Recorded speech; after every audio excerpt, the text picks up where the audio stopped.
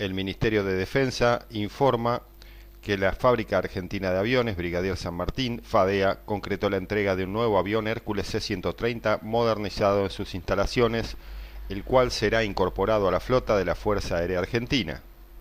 Con este nuevo avión entregado, FADEA cumplió exitosamente el programa de modernización y remoción de obsolescencias de 5 aviones Hércules C-130.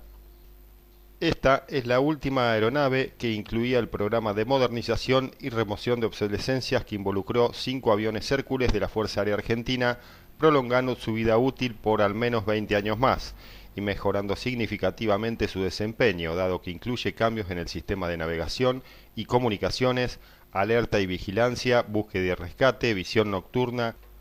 como la digitalización del sistema de indicador y cantidad de combustible, control electrónico de hélices, entre otros.